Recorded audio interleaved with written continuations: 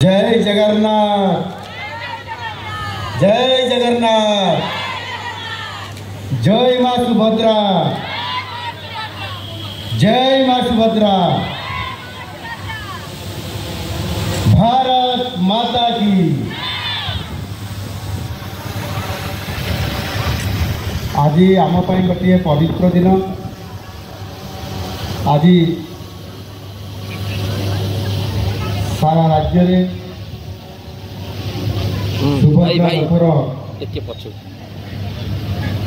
शुभारंभ होछि। जड़े भी योग्य महिला, जड़े भी योग्य महिला से केबे भी एथिरे वंचित न रहू। आउ सेहि पाई आमे समस्ते सचेतन महिला हिसाब रे लोकंकर पाखकू ये वार्ता सुभद्रा रथ सहित आमे समस्ते पहुँचेबा एवं आमर ये अभियान को सुनिश्चित करवा।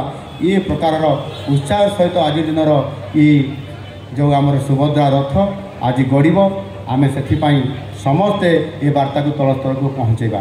आज देखंतु आमे एक भव्य कार्यक्रम रे अछंती। किछि समय पूर्व आमको बहुत गरम लगुला, समस्ते आमे गरम रे कष्ट पाउथिले, किंतु माँ सुभद्रांकर आशीर्वाद रे आमको पुणी पाग परिवर्तन हैला, पवन बहिला, वर्षा आसुची। एभली एक शुभ काम निश्चित भाव में वर्षा हुए। गोटे टोपा गोटे बिंदु वर्षा पड़े भी ये शुभ हम निश्चित भाव में ये कार्यक्रम सफल हम। आउ से आज ओडिशा सरकार तरफ सबुठारु गुरुत्वपूर्ण यही योजना आपण मानकर पाई आगामी दिन में निश्चित भाव में ओडिशार विकास क्षेत्र में महिला मानक सशक्तिकरण क्षेत्र में एक वैभविक परिवर्तन आनिबा सहित आगामी दिन में महिला सशक्त हम यह सुनिश्चित करने आज रथ एवं आसंता सेप्टेम्बर मास 17 तारीख में माननीय यशस्वी प्रधानमंत्री नरेंद्र मोदी जी जन्म दिन शुभवत्सर ये सुभद्रा योजना लॉन्चिंग होगा सहित निजे प्रधानमंत्री आसी ये कार्यक्रम को शुभारंभ करेंगे।